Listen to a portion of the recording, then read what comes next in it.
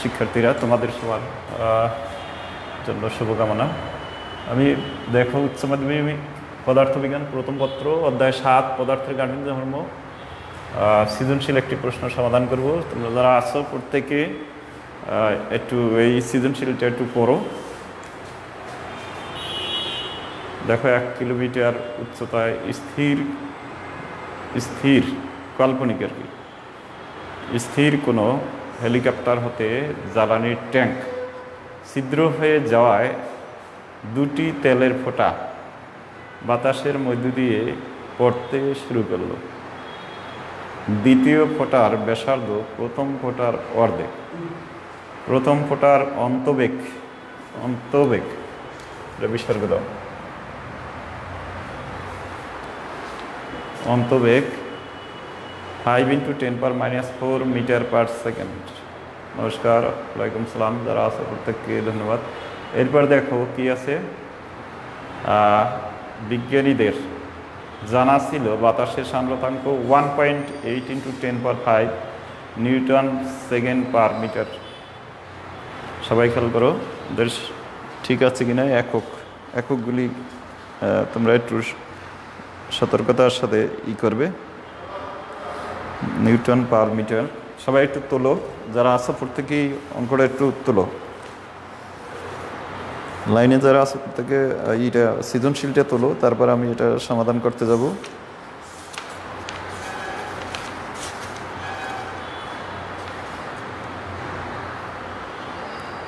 সৃজনশীলটা প্রত্যেকে তোলো। Newton second per, এটা পার মিটার স্কোয়ার হবে। Newton per second metre square. আচ্ছা, এরপরে বলছে যে তেলের ঘনত্ব 900 কেজি পার মিটার। দেখো ঠিক আছে কিনা। 900 কেজি পার মিটার। প্রত্যেকে যারা আছো তারা এটাকে একটু করো। 10 এটা সমান একটু জিনিস জেনে রাখবা, পরে আমি বলবো এটা। তাহলে প্রথম যে কোশ্চেনটা আছে দেখো, পৃষ্ঠ শক্তি কি? এটা আমাদের জানার জন্য প্রথমে অত বেশি কিছু করতে হবে না, তোমরা শুধু এইটুকু মনে রাখবেন যে পৃষ্ঠ শক্তি E = W/A।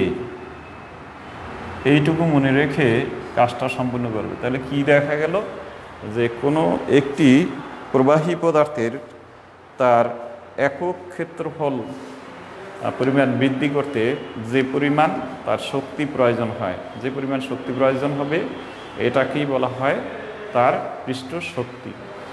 নিচের যে এ আছে এটা হইল ধরবে একক। তাহলে পৃষ্ঠের কোনো একটি তরলের উপরি পৃষ্ঠের একক ক্ষেত্রফল পরিমাণ বৃদ্ধি করতে যে পরিমাণ কাজ করতে হয়, যে পরিমাণ কাজ উপরে W কাজ করতে হয়, তাকে বলা হয় পৃষ্ঠ শক্তি। তাহলে কি বলছি, যে পৃষ্ঠ শক্তি কাকে বলে? মানে তরলের বা প্রবাহী পদার্থের উপরি পৃষ্ঠের ক্ষেত্রফল, একক ক্ষেত্রফল বৃদ্ধি করার জন্য যে পরিমাণ কাজ করতে হয় তাকেই বলা হয় পৃষ্ঠ শক্তি। এরপরে নিচে দেখো আর একটা আছে, যারা আছে প্রত্যেকেই রোল দেবে এবং টাইম কিন্তু আমি কাউন্টিং করব।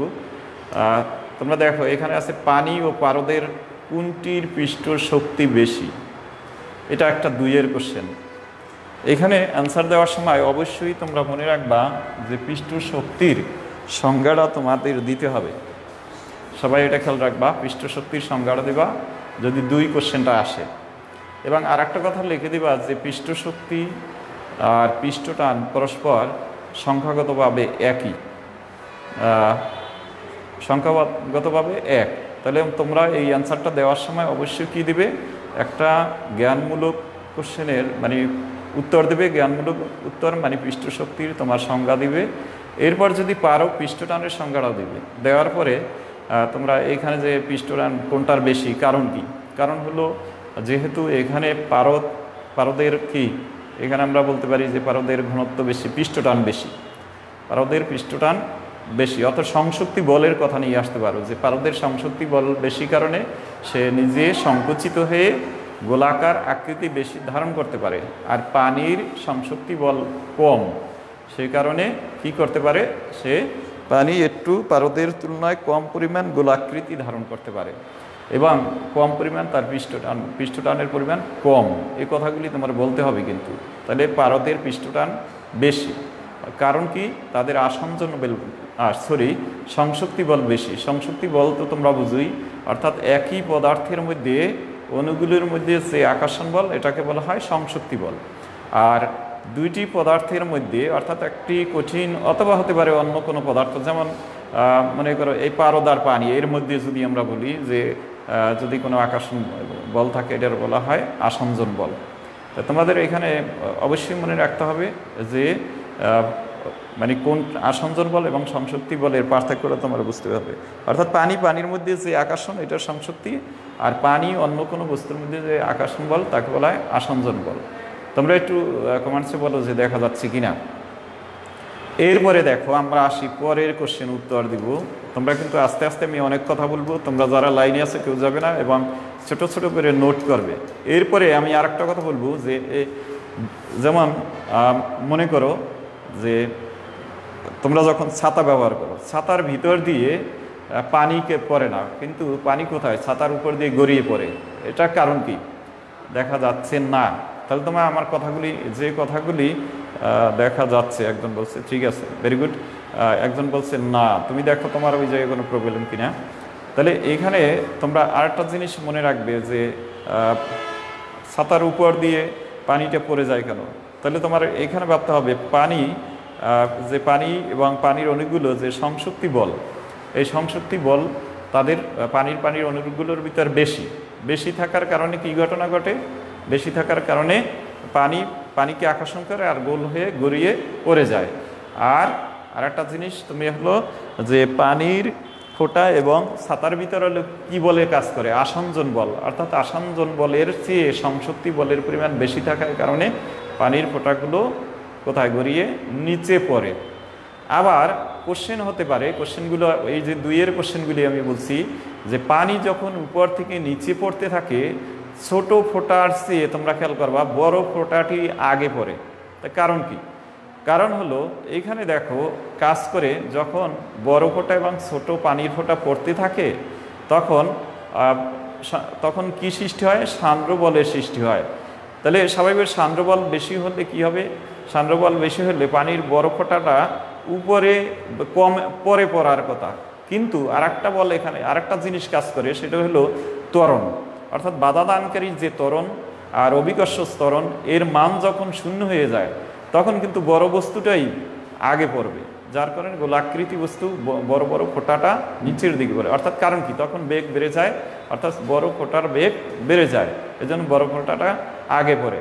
তো এগুলো ছোটো ছোটো কোশ্চেন, এগুলি তোমাদের জানতে হবে এবং তোমাদের কেন এই করে, যেমন টিস্যুর কোশ্চেনটা আসতে পারে। টিস্যুর ভিতরে ছোট ছোট ছিদ্র পরিমাণ থাকে, এই ছিদ্র কি করে, যত ছিদ্র ছোট হবে তত বেশি পানি পানি চুষে নেবে এবং ফলে এই দেখবা যে খেয়াল করলেই বুঝতে পারবা যে টিস্যুর ভিতরে ছোট ছোট ছিদ্র আছে, এই জন্য ওইটা কৌশিক নলের মতো ব্যবহার করে এবং যার কারণে ওই টিস্যুকে ব্যবহার করায় পানি চুষে নেয়। এটা তোমাদের কোশ্চেন বিভিন্নভাবে আসতে পারে। এখন আমি আসবো যে এখানে যে সৃজনশীল কোশ্চেনের গ উত্তর বলছে যে প্রথম ফোঁটার ব্যাসার্ধ নির্ণয় করো। এখন প্রথম ফোঁটার যে ব্যাসার্ধ নির্ণয় করবো কি কি আছে তোমার সেটা আগে খেয়াল করো, যে প্রথম ফোঁটার ব্যাসার্ধ নির্ণয়ের জন্য কি কি আছে। আমরা এইখানে দেখো এই পুরা এটা আমরা পড়ে ফেলছি, তাহলে আমরা কোন সূত্র ব্যবহার করতে পারি।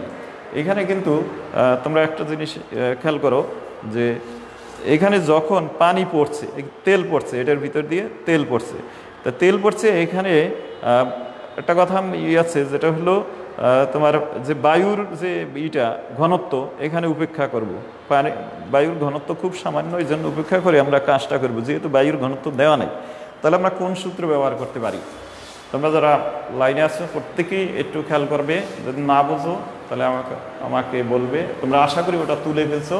তাহলে আমরা এখানে দেখো আমরা সূত্র একটা আগেই জানি, ভি ইকুয়ালস টু, এটা কি অন্তবেগের সূত্র, 2r², রো এস রো এ, তারপরে জি ছিল, আর নিচে ছিল কি দেখো 2, এটার 9 ইটা ছিল। এখন 9 ইটা ছিল, ইটা দেওয়া আছে দেখো, এখন এইটা দেওয়া নাই, অর্থাৎ এখানে বায়ুর যেহেতু ঘনত্ব কম ফ্লুইড, এইটাকে আমরা যদি বাদ দেই তাহলে আমরা কি পাবো, ওইটাকে উপেক্ষা করে রো এস আর কি পাবো জি বাই 9 ইটা। দেখো পুরো ক্যালকুলেশনটা আমরা এইটা পাবো। তোমরা যারা লাইনে আছো প্রত্যেকে আশা করি বুঝতে পারছো, 2r² রো জি বাই ইটা। এখন এখানে মানটা কত, তোমরা এখান থেকে মানগুলি নিবা, কারণ এখানে সামনে লিখে দেবা বায়ুর ঘনত্ব উপেক্ষা করে বা বাদ দিয়ে। বায়ুর ঘনত্ব খুব সামান্য হয়, রো এফ ইকুয়াল টু বায়ুর ঘনত্ব উপেক্ষা করে। তাহলে তোমরা এখন এখান থেকে তোমরা কিসের মান বের করবা, আর এর মানটা ক্যালকুলেশন করে, আর এর মানটা তোমরা বের করো, আর সমান কত হয়। তাহলে তোমরা এইখানে ইটার মানটা তোমরা এখানে পেয়েছো কত, ইটার মান পেয়েছো, ইটা ইকুয়ালস টু কত 1.8 ইন্টু 10 পাওয়ার -5, এরপরে এটা পেয়েছো newton second per metre square. আচ্ছা, এরপরে আমরা আর কি পেয়েছি, যে এখান থেকে খেয়াল করো রো এস ঘনত্ব পেয়েছি, ঘনত্ব দিয়েছে ঘনত্ব 900 কেজি পার মিটার কিউব, এটা দিয়েছে এখানে। সবাই একটু খেয়াল করো, দেখা যাচ্ছে কিনা আমি একটু দেখি, 900। এরপরে আর এর মানটা দেওয়া আছে, বলছে প্রথম ফোটার অন্তবেগ এত, আটটা বের করতে হবে, বেগ দেওয়া আছে, ভি ইকুয়ালস টু তোমরা পেয়েছো কত 50 ইন্টু 10 পাওয়ার -4 মিটার পার সেকেন্ড। ওকে, তাহলে ইটা দেওয়া আছে, তোমার ভি দেওয়া আছে, এটা হলো ভি দেওয়া আছে, ইটাটা দেওয়া আছে, ভি দেওয়া আছে, রো দেওয়া আছে, আর জি এর মান তো তোমরা জানাই আছে। আর এর মানটা বের করো, দ্রুত বের করো, তোমরা যারা লাইনে আছে প্রত্যেকে তোমরা আর এর মানটা বের করো, আর এর মানটা কত হবে বের করো, আর এর মান ক্লিয়ার লেখা। আচ্ছা, আর এর মানটা বের করো কত হয় দেখো একটু, সবাই যারা ক্যালকুলেশন করে ফেলো, যারা লাইনে আছে প্রত্যেকে ক্যালকুলেশন করে ফেলো। এবং আজকের শেষ ক্লাস, তোমাদের যদি আর কোনো কোয়ারি থাকে যে এই ক্লাস মানে কোনো কিছু আর জানা থাকে, সেটা ওই কমেন্টসের মাধ্যমে আমাকে জানাও। এবং আজকের এই ক্লাসটা হইল মানে এই অধ্যায়ের শেষ ক্লাস। আর মানে এই ক্লাসটা মানে অনেকগুলি ক্লাস করানো হয়েছে এটার এই অধ্যায়ের উপর, আমরা অন্য চ্যাপ্টারে যাব। তারপরে তোমরা একটু এখান থেকে আর এর মানটা বের করো, আর সমান কত হয় একটু খেয়াল করিয়ে বের করো এটা। এরপরে আমরা পরের লেখাটায় যাব। এর সাথে আমি তোমরা মানটা বের করো, আর এর সাথে সাথে আমি কিছু কথা তোমাদের বলি, যে এখান থেকে মানে ছোট ছোট কোশ্চেনগুলি আসতে পারে। যেমন কাপড় কাচার সময় সামান্য গরম পানি ব্যবহার করা হয় কেন? কারণ আমরা জানি যে গরম পানি যদি ব্যবহার করে থাকি, গরম পানি ব্যবহার করলে পৃষ্ঠটান কমতে থাকে, পৃষ্ঠটান কমলে আমরা ময়লাগুলি খুব দ্রুত বের হবে। আমরা জানি 6 একজন বের করে ফেলছে অলরেডি, বাকি যারা আছে তারা একটু বের করো। দেখো রুট ঠুট ঠিক মতো দিচ্ছ কিনা সেটা দেখো, রুট ব্যবহার করছো কিনা। যারা আছো প্রত্যেকে করো, 6.2 রুট ব্যবহার করছো কিনা আমি জানি না, 1.8 রুটটা ব্যবহার করছো কিনা সেটা দেখো। আর রুটের ব্যবহার করছো কিনা সেটা দেখো। রুট ব্যবহার করে জি এর মান স্যার এইটা 6.7 অনিমা, আরও একটু ভালো করে দেখো ভুল হয়েছে কিনা। তোমরা এখানে আর এর মানটা বের করবে কিন্তু 900, তোমার রো এস এর মান 900। একজনকে স্যার গেছে স্ট্রিম,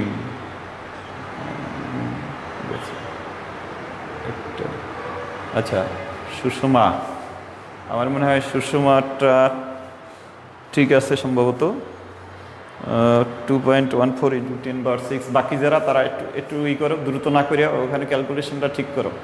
আর 2-1 জন দাও, আমি বুঝতে পারবো যে আসলে আমি মানে তোমাদের কোনটা ঠিক আছে।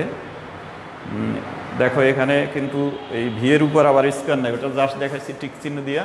তাহলে ভি ইকুয়ালস টু 9 ইটা, এটা আমরা ই করছি, আর এখান থেকে এটা অগ্রাহ্য করে আমরা এটা বের করে ফেলছি। দ্রুত যারা বের করার চেষ্টা করছো তারা ভুল করলে কিন্তু আবার দ্রুত হয়ে যাবে। এরপরে পরের কোশ্চেনটা ঠিক আছে। আচ্ছা, আমার মনে হয় 2.14 ইন্টু 10⁻⁶, এটা ঠিক আছে। তোমরা যারা বাকি যারা তারা কারেকশন করে এটা দেখো, তোমরা দ্রুত করবার ঠিকই। সরি স্যার, ঠিক আছে, থ্যাংক ইউ। তাহলে তোমরা এটা বের করছো, সবাই ধন্যবাদ। তাহলে 2.14 এটাই রাইট হবে। এরপরে দেখো বলছে দ্বিতীয় ফোটার একই সূত্র দিয়া, আমি এটাকে পরে যাব। দেখো বলছে যে দ্বিতীয় ফোটার অন্তবেগ কি একই হবে। এবার তুমি একই সূত্র ব্যবহার করে সে কি করবে, তাহলে আমরা একই সূত্র ব্যবহার করে মানে জাস্ট দ্বিতীয় ফোটার কি বলছিল উপরে দেখো, দ্বিতীয় ফোটার কি দিচ্ছিল মানে ব্যাসার্ধ হবে কি প্রথম ফোটার অর্ধেক। ওই যে এর ভিতরে দেখো সৃজনশীলটা কী ছিল, একটু পড়লেই বুঝতে পারবা যে দ্বিতীয় ফোটার ব্যাসার্ধ প্রথম ফোটার অর্ধেক, দ্বিতীয় ফোটার ব্যাসার্ধ হবে প্রথম ফোটার অর্ধেক। তাহলে আমরা এইখানে শুধু আর এর মানটা পরিবর্তন করে বের করব। তাহলে এইখানে তোমরা কি করবা, আমরা জানি ভালো করে দেখো। আচ্ছা ঠিক আছে, তোমরা দেখো ক্যালকুলেটর ঠিক করে করো। আচ্ছা এবারে দেখো তোমরা একটু দেখো, এই ক্যালকুলেশন করতে গিয়েই কিন্তু অনেকটা তোমাদের সমস্যার সমাধান হবে। এই যে তোমরা সরাসরি লিখবা, এটা আমরা জানি, এটা লিখে ফেলো।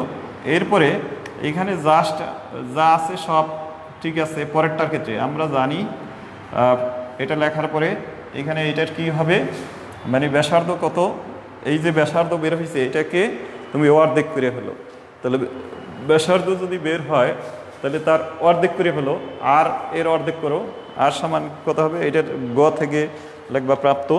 তাহলে এটার যেহেতু অর্ধেক বলছে তাহলে তুমি এখানে অর্ধেকটা মানে হাফ বের করে ফেলো। যারা পড়তে গেছো r/2, আগে যে আর বের হয়েছে এটার অর্ধেক করে ফেলো। আগে আর বের হয়েছে যেটা কত, আগে আর বের হয়েছে তোমাদের কত 2.14 ইন্টু 10⁻⁶। তাহলে এইখানে এই যে আর, এইটাকে r1 দাও, r1 দিয়া কি করবে মানটা বসাই দেবে জাস্ট। এরপরে এটা v1টা বের করে দেবে। r1 সমান লাগবা r/2, এটা হলো গ থেকে, গ হতে গতে যে বের করছো সেখান থেকে। তো গতে বের করছো কত 2.14 ইন্টু 10 পাওয়ার কত -6/2 এত মিটার, যেটা বের করছো ওই মানটা বসাইয়া দেখবা বেগ, ওই যে অন্তবেগ একটা দেওয়া আছে এইটা আর এইটা কি সমান হয় কিনা সেটা দেখো, সমান হবে কিনা এটা তোমাদের বলতে হবে যে সমান হবে কিনা। তাহলে 1 পয়েন্ট কত, পরেরটা অনেকেই বের করে ফেলছো, কত হয়েছে 1 পয়েন্ট তোমাদের কত 7 10 পাওয়ার 1.7, এটা দেখো ঠিক হয়েছে কিনা। তোমরা যারা রাফসান বের করছো, অনিমা বের করছো 1 পয়েন্ট পাওয়ার ঠিক আছে কিনা সেটা একটু বিবেচনা করে দেখো যে পাওয়ারে কোনো ডিস্টার্ব হয়েছে কিনা। তাহলে আমরা এটাকে হ্যাঁ এখন দুইটা এক না, আগে যে ছিল বেগ আর অন্তবেগ দুইটার এক না, আগে ছিল 5.10 পাওয়ার 4 আর এখন যেটা বের হয়েছে এক না। তাহলে যেহেতু এক নয় সেজন্য আমরা লিখে দেবো যে দুইটার বেগ এক নয়। এটা ভেরি একটা মানে খুব ইজি অঙ্ক বা ইজি একটা দিয়েছি তোমাদের। আমরা আর একটা মাত্র করব, আর তোমাদের জন্য যদি কোনো কোশ্চেন থাকে এই অধ্যায় সম্পর্কে তোমরা কোশ্চেন করতে পারো। তোমাদের যদি এই অধ্যায়ে কোনো কোশ্চেন থাকে আমি আর একটা সৃজনশীল দিব,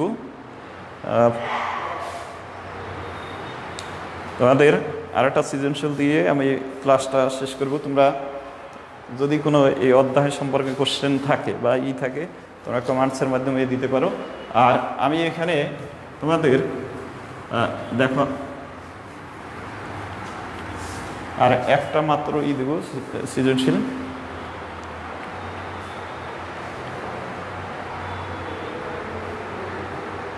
ইয়ংয়ের ইস্পাতের ইয়ং গুণাঙ্ক সবাই জানো, ইস্পাতের ইয়ংয়ের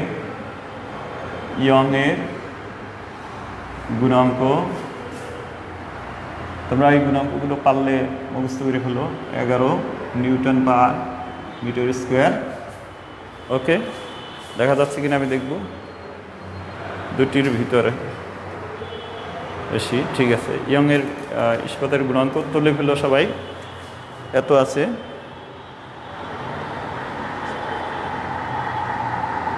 আর অসহপীড়ন,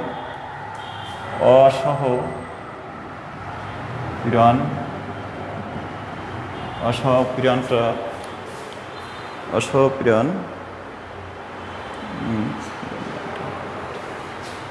7.9 into 10 power 9 newton per metre square. এরপরে এর ঘনত্ব দেওয়া আছে 7.9 into 10 power 3। এর ঘনত্ব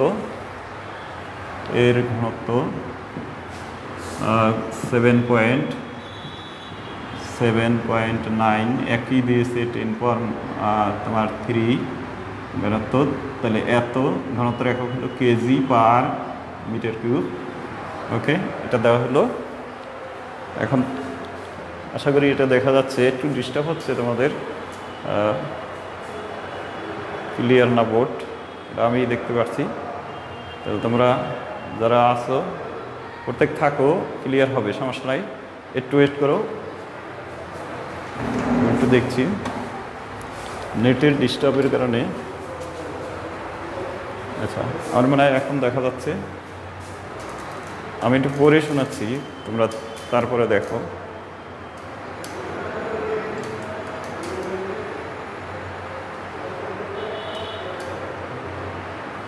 খেয়াল করো, ইস্পাতের ইয়ংয়ের গুণাঙ্ক 2 into 10 power 11 newton per metre. অসহপীড়ন, বোর্ড ক্লিয়ার না, আমি বলছি, আমি দেখতে পাচ্ছি। তোমরা একটু, আমি বলি, তোমরা একটু শোনো। ইস্পাতের ইয়ংয়ের গুণাঙ্ক 2 into 10 power 11 newton per metre square. এরপরে অসহপীড়ন দেওয়া আছে 7.9 into 10 power 9 newton per metre. এর ঘনত্ব দেওয়া আছে 7.9 into 10 power 3 kg per metre cube. আমি আরেকবার বলছি, দেখো, ইস্পাতের ইয়ংয়ের গুণাঙ্ক 2 into 10 power 11 newton per metre square. অসহপীড়ন 7.9 into 10 power 9 newton per metre square. এর ঘনত্ব ওয়াই ইকুয়ালস টু, ওই যে একজন বলছে ওয়াই এর মান কত, ওয়াই এর মান হচ্ছে 2 into 10 power 11 newton per metre square. আচ্ছা, এরপরে পীড়ন, অসহপীড়ন আছে 7.9 into 10 power 9 newton per metre square. আর এর ঘনত্ব আছে 7.9 into 10 power 3। শুধু কিসের পার্থক্য তোমার এখানে দেখা যাচ্ছে? শুধু তোমার হলো যে পাওয়ারের পার্থক্য আছে, ঘনত্ব আর পীড়নের। তাই দেখো, এখন পীড়ন কি? আমি ছোট একটা কোশ্চেন বলছি। পীড়ন বলতে কি? পীড়ন বলতে আমরা কি বুঝি? লেখা শেষ। আচ্ছা, পীড়ন বলতে আমরা কি বুঝি? পীড়ন বলতে কি বুঝি? চাপ। আমরা প্রথম কোশ্চেন দেব ক, পীড়ন কি?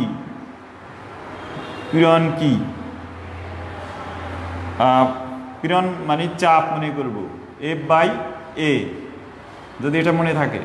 এখন পীড়নের বিভিন্ন সংজ্ঞা হতে পারে। যদি বলে শুধু পীড়ন কি, তাহলে তুমি অবশ্যই উত্তর দেবা কোনো বস্তুর আকার, আকৃতি, আয়তন, দৈর্ঘ্য ইত্যাদি পরিবর্তনের জন্য একক ক্ষেত্রফলের উপর প্রযুক্ত বলকে পীড়ন বলে। তবে এর আগে একটা কথা বলতে হবে, যে কি বলতে হবে? তোমাকে বলতে হবে স্থিতিস্থাপক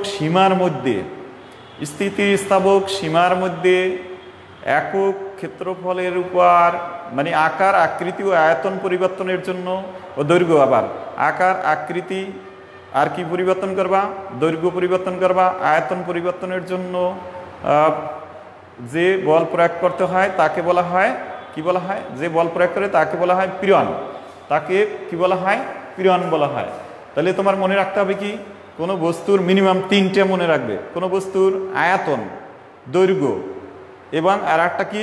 আয়তন, দৈর্ঘ্য ও আকার পরিবর্তনের জন্য যে বল প্রয়োগ করা হয় একক ক্ষেত্রফলের উপর, যে বল প্রয়োগ করা হয় একক ক্ষেত্রফল, নিচে এ মানে একক ক্ষেত্রফলের উপর যে বল প্রয়োগ করা হয় তাকে পীড়ন বলে, তাকে পীড়ন বলে। আর যদি বলে দৈর্ঘ্য পীড়ন কাকে বলে, তোমরা বলতেই পারবা, তখন বলবা দৈর্ঘ্য পরিবর্তনের জন্য, অর্থাৎ একক ক্ষেত্রফলের জন্য, একক ক্ষেত্রফলের যে বল প্রয়োগ করা হয়, এটা তোমরা পারবে।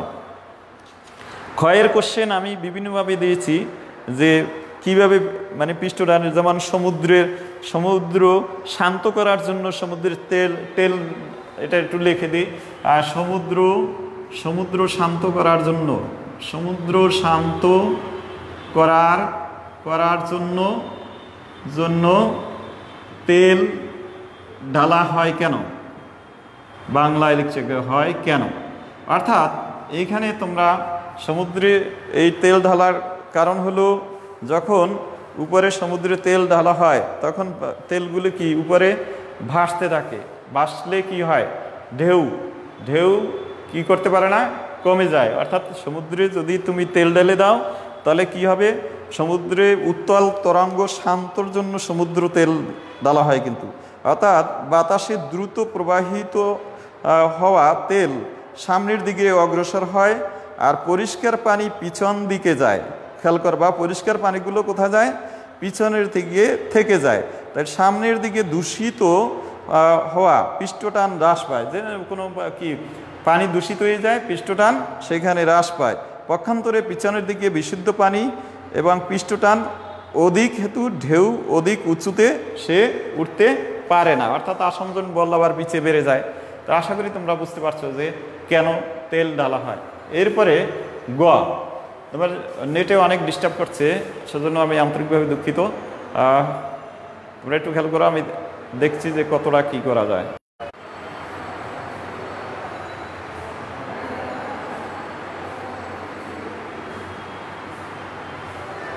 আমার মনে হয় তোমরা একটু খেয়াল করো, এখন সম্ভবত একটু দেখা যাচ্ছে, হ্যাঁ কোশ্চেন দেখা যাচ্ছে। তাহলে আমরা পরের আর একটা কোশ্চেন লিখব, আর একটা কোশ্চেন লিখে তোমাদের এটা ই করবো যে পরের কোশ্চেনটা আমাদের কি হতে পারে। পরের কোশ্চেনটা হবে কি, একটি গাণিতিক কোশ্চেন। তোমরা সবাই এটা জানো যে পরের কোশ্চেনটা কি হয়, তোমাদের অনেকবার বলা হয়েছে ক্লাসে যে তাহলে এখানে সর্বাধিক কত দৈর্ঘ্য ইস্পাতের তার না ছিঁড়ে দুলতে থাকবে, মানে কোশ্চেনটা হবে এটা। গ, সর্বাধিক কত দৈর্ঘ্যের ইস্পাতের তার নিলে কি হবে, তারটি না ছিঁড়ে দোলতে থাকবে, দোলতে থাকবে। দেখো একটা গাণিতিক কোশ্চেনের ভিতরেও, তাহলে এখানে কি ব্যবহার করব, দুইটা জিনিস ব্যবহার করবো, একটা অসহ পীড়ন, একটা হলো অসহ ভার। তাহলে অসহ পীড়ন সমান আমরা কি জানি, অসহ ভার সমান কি জানি, আমরা এখানে লিখব যে গ অ্যান্সারের জন্য অসহ ভার ইকুয়াল টু অসহ পীড়ন ইন্টু ক্ষেত্রফল। সবাই খেয়াল করো, ক্ষেত্রফল দেখা যাচ্ছে কিনা সেটা দেখো, অসহ ভার ইন্টু অসহ ক্ষেত্রফল। এইটা গ অ্যান্সার করব, মানে অসহ ভার ইন্টু অসহ ক্ষেত্রফল। ভার বলতে কি, এফ, ভার বলতে বল, আর অসহ পীড়ন মানে এফ বাই এ ইন্টু ক্ষেত্রফল মানে তোমরা এখানে অসহ পীড়নটা পি দাও, কারণ অসহ পীড়ন যেহেতু দেওয়া আছে, আর এটা হলো এ, ক্ষেত্রফল এখানে পেলাম এ। তাহলে এখানে আমাদের উদ্দেশ্য হলো এল বের করব, উদ্দেশ্য কি, এল বের করব। তাহলে এখানে কি আছে, পি আমাদের জানা আছে, কিন্তু পি দিয়ে দিয়েছে, তুমি দেখো অসহ পীড়ন দিয়ে দিয়েছে। আচ্ছা, আমাদের তারটির কি জানা নাই, এখানে আয়তন ভর জানা নাই। এইটাকে আমরা লিখতে পারি, এই এফটাকে আমরা কি লিখতে পারি, এমজি ইকুয়ালস টু আমরা পাই পি মানে অসহ ভার ইন্টু এ। এবার খেয়াল করো, এই যে এম এর ভিতর কি আছে, V rho g equals to P A. যেহেতু লিখব M equals to V rho, তোমরা এটা জানো সবাই, ভি রো। আবার ভি এর মধ্যে কি কি আছে দেখো, দৈর্ঘ্য গুণ কি আছে এটা ভি রো, তাহলে ভি এর মধ্যে কি আছে আবার, ভি মানে কি আয়তন, তো দৈর্ঘ্য যেহেতু এটা তার, তাহলে L A rho g equals to P A, কেন, যেহেতু তার, এখানে তারের দৈর্ঘ্য এত, প্রস্থচ্ছেদের ক্ষেত্রফল এত, তাহলে ভি ইকুয়াল টু কি পারবা এল এ, তাহলে আমরা এইটা পাইলাম। এখন যদি এখান থেকে এল শুধু রাখি, এ বাদ যায়, তাহলে এল ইকুয়ালস টু আমরা কি পাবো দেখো পি বাই, আমরা পি বাই এ কাটা, যদি কাটা যায় রো জি, কত সহজ হয়ে গেল। তাহলে রো এর মান দেওয়া আছে, তোমরা রো এর মান বসিয়ে দাও, আর পি এর মান তো জানাই আছে, পি এর মান কত 7.9 ইন্টু 10⁻8, আর রো এর মান দিচ্ছে 7.9 ইন্টু 10⁻3, আর জি এর মান 9.8। তাহলে আমরা দৈর্ঘ্যটা পেয়ে যাব, যে কোন দৈর্ঘ্য, কতটুকু দৈর্ঘ্য থাকলে এই তারটি কি করবে না, ছিঁড়ে যাবে না। সবাই একটু মান বসিয়ে দাও। তাহলে রো এর মান কত, উপরে পি এর মান কত, পি এর মান দেওয়া আছে অসহপীড়ন, কত দেওয়া আছে, অসহপীড়ন দেওয়া আছে, দেখো তোমরা ওখানে কিন্তু দেওয়া আছে, অসহপীড়ন দেওয়া আছে 7.9 into 10⁻8 newton per metre square. খেয়াল করো এরপরে কি দেওয়া আছে, এই যে এখানেই দেওয়া আছে পুরাটা, খেয়াল করো 7.9 10 পাওয়ার, তো 10 পাওয়ার কত দিয়েছি 9 দিয়েছি এটা, আচ্ছা 9 দিয়ে করো, 10⁻9 আছে। এরপরে তোমার নিচে আছে কত, ঘনত্ব দেওয়া আছে, এরপর জাস্ট মানটা বসাই দেবে, যারা আসো তারা মানটা বসাই দাও, 10⁻9, উপরে কত অসহপীড়ন দেওয়া আছে 7.9 ইন্টু 10⁻9, আর দেখো তোমার ঘনত্ব দেওয়া আছে 7.9 ইন্টু এত, তাহলে এখানে মানটা জাস্ট বসাই দাও, বসানোর পর কত আসে সেটা সেন্ড করো, তাহলে আমরা বুঝতে পারবো যে কত দৈর্ঘ্যের বস্তুটা ছিঁড়ে যাবে না। জাস্ট মানটা বসিয়ে দাও, তাহলে পি এর মানটা কত 7.9 into 10⁻9 newton per metre square, এরপরে তোমার ঘনত্বের মান হলো 7.9 ইন্টু 10⁻3, এরপর জি এর মান কত 9.8, এই মানটা বসিয়ে কত আসে তোমরা একটু ক্যালকুলেশন করে দাও, তাহলে আমরা বুঝতে পারবো কত দৈর্ঘ্যে। আচ্ছা একজন রাফসান বের করছো, ভেরি গুড। এরপরে তোমরা এখান থেকে, হ্যাঁ ঠিক আছে, দুইজন একই, কিন্তু তোমরা একটু ক্যালকুলেটর আগে পড়ে গেছে, কোনো সমস্যা নাই, 10.8 আর একটু ভালো করে আরেকজন দেখো যে ঠিক আছে কিনা, তাহলে আমরা বুঝতে পারবো যে এই বস্তুটি এই টাইপের যদি আমাদের আসে, তাহলে আমরা কিন্তু কি করতে পারবো, অ্যান্সার করতে পারবো। এটা কি গয়ের আনসার, যদি গয়ের আনসার এইটুকু লিখতে পারি, তাহলে আমাদের কি, আমরা পুরো মাসটা অর্থাৎ 3 মার্কস পেয়ে যাব।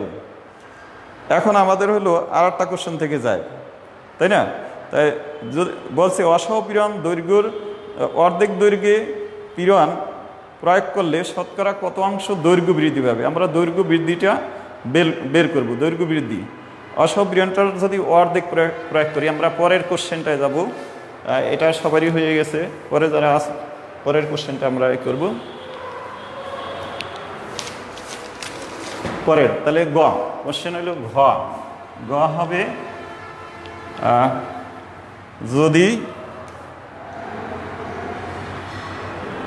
যদি অসহপীড়নের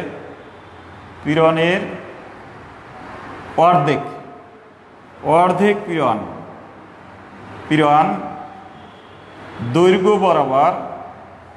দৈর্ঘ্য বরাবর প্রয়োগ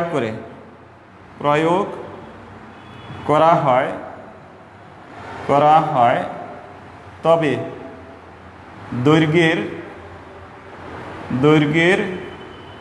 পরিবর্তন কি 1% এর বেশি হবে। গাণিতিক ব্যাখ্যা করো, খেয়াল করো, গাণিতিক ব্যাখ্যা করো। আচ্ছা যারা আছে তারা প্রত্যেকে বলো। তাহলে জলদি বলছে, যদি কোশ্চেনটা হলো, খেয়াল করো, যদি অসহপীড়নের অর্ধেক পীড়ন প্রয়োগ করা হয়, অর্ধেক পীড়ন দৈর্ঘ্য বরাবর প্রয়োগ করা হয়, তবে দৈর্ঘ্যের পরিবর্তন 1% এর বেশি হবে। গাণিতিক ব্যাখ্যা করো। হবে কি হবে না সেটা তোমরা এখান থেকে ব্যাখ্যা করবে। অতি সহজ, যেহেতু ইয়ং এর গুণাঙ্ক দেওয়া আছে। খেয়াল করো কোশ্চেনটা আবার দেখো, যদি অসহপীড়নের অর্ধেক পীড়ন দৈর্ঘ্য বরাবর প্রয়োগ করা হয় তবে দৈর্ঘ্যের পরিবর্তন কি 1% বেশি হবে? গাণিতিক ব্যাখ্যা করো, গাণিতিক ব্যাখ্যা করো। তোমরা যারা লাইনে আছো দেখা যাচ্ছে কিনা দেখো, আর লাইন থেকে চলে গেলে কিন্তু পরে বুঝবে না। আচ্ছা যাই হোক, তাহলে এবারে আমি দেখো এখানে মূল উদ্দেশ্য কি বের করব। ইয়ং এর গুণাঙ্ক যেহেতু দেওয়া আছে তোমাদের, ইয়ং এর ইস্পাতের ইয়ং এর গুণাঙ্ক দেওয়া আছে, তাহলে আমরা এখানে y ইকুয়ালস টু y সমান সমান আমরা কি জানি? y সমান জানি কি দৈর্ঘ্য পীড়ন পীড়ন দৈর্ঘ্য পীড়ন বাই দৈর্ঘ্য দৈর্ঘ্য বিকৃতি, এটা জানি। দৈর্ঘ্য পীড়ন বাই দৈর্ঘ্য বিকৃতি, এটা আমরা সবাই এটা অবগত এবং জানি, ঠিক আছে। তো দৈর্ঘ্য পীড়ন বাই আমরা কি জানি? দৈর্ঘ্য বিকৃতি। তাহলে অনুরূপভাবে যদি আমরা খেয়াল করো দৈর্ঘ্য পীড়ন বাই দৈর্ঘ্য বিকৃতি, তাহলে এইখানে আমরা জানি এফ বাই এ আর এল বাই এ, এটা আমরা জানি ওয়াই সমান এল বাই বড় এল। এখন আমাদের উদ্দেশ্য হলো এল বাই বড় এল বের করবো, সমান কি হয় খেয়াল করো F by A. F by A মানে কি? পি। তাহলে পি এর মান দেওয়া আছে এখানে, পি এর মান কত? এটা পি প্রাইম দেই, এটা মানে কি পি প্রাইম। তাহলে এটাকে যদি পি প্রাইম দেই তাহলে পি প্রাইম বাই ওয়াই, আর পি প্রাইম বলছে যে অর্ধেক হবে, আগে পীড়নের অর্ধেক। তাহলে 2 পীড়ন কত ছিল দেখা যাচ্ছে কিনা আমি দেখি। পীড়নের যে কথাগুলি বলছি একটু দেখছো কিনা আমি আবার একটু দেখি, আবার একটু বলি যে এটা হলো ইয়ং এর গুণ দৈর্ঘ্য পীড়ন বাই দৈর্ঘ্য বিকৃতি। এরপরে এফ বাই এর পরিবর্তে আমি পি প্রাইম লিখতে পারি, আর এটা এল বাই বড় এল। আমাদের উদ্দেশ্য এল বাই বড় এলটা বের করবো। তাহলে P prime by P prime বলছে অসহপীড়নের অর্ধেক। তাই অসহপীড়ন আমাদের কত আছে? 7। অসহপীড়ন আছে 7.9 ইন্টু 10 পাওয়ার 9। তারপর নিউটন পার মিটার স্কোয়ার, ওটা লিখবা নিউটন পার মিটার স্কোয়ার লিখলাম, যেটা আসে। আর ইয়ং এর গুণাঙ্ক দেওয়া আছে কত দেখো, ইয়ং গুণাঙ্ক দেওয়া আছে তোমার 2 ইন্টু 10 পাওয়ার 11 নিউটন পার মিটার স্কোয়ার। এখন এই মানটা এখানে বসিয়ে দাও, কত হয় সেটা বের করো। উপরে ছোট এল বাই বড় এল ভাগ করে দাও। প্রমি কি বের করছে কিনা আমি জানি না, এইটার মান কিনা। তোমরা এটা একটু বসিয়ে বের করে দাও, এটা কত হয়। যারা লাইনে আসো প্রত্যেকে একটু বের করো এটা। তাহলে এটাকে আমি কত, তাহলে বড় এল বাই যত আসবে, তাহলে এটা অনেক সময় এখানে যে রেজাল্টটা আসবে, এখানে যে রেজাল্টটা আসুক সেটাকে তুমি গুণ দিবা 100% দিয়ে, গুণ 100%। যদি 1-এর বেশি হয় তাহলে তুমি বলবা যে হ্যাঁ 1-এর বেশি, আর না আসলে তুমি কি বলবে যে না বেশি না। খেয়াল করো, আশা করি বুঝতে পারছো। তোমরা এই দুইটাকে ভাগ করো, ভাগ করার পরে ওয়াইয়ের মান বসাবে নিচে, আর পি এর মান হলো এইটাকে ভাগ করে বসাবে, কত আসে একটু দেখো। তাহলে হ্যাঁ করে ফেলছো 10 পাওয়ার। এখন এইটাকে তোমরা ইসে নাও, নর্মালে নেবে, নর্মালে ক্যালকুলেটর নর্মালে নাও, নর্মালে নেওয়ার পরে 100 দিয়ে গুণ দেবে। গুণ দিলে যে মানটা আসবে সেই মানটাই কিন্তু কি হবে তোমার দেখবা যে 1%-এর বেশি হয় কিনা, তখন তুমি ক্যালকুলেশনে বলবা যে বেশি হয় না বা কম হয়, এটাই। তাই স্যার এইটুকুই শেষ। তোমরা যারা আসো প্রত্যেকেই ভালো থাকো, সুস্থ থাকো। আগামী আবার ক্লাস হবে, আগামীকালও ক্লাস আছে যদিও ফার্স্ট ইয়ার, তোমরা ওটা করতে পারো। এরপরে মঙ্গলবারের যে ক্লাসটা হবে সেটা হবে একটা নতুন অধ্যায় নিয়ে। আর সবাই ওই ক্লাস পর্যন্ত অপেক্ষা থাকো এবং সবাই সুস্থ থাকো, ভালো থাকো। সবার পরিবারের সুস্থ কামনায় এখানেই আমি ক্লাস শেষ করছি।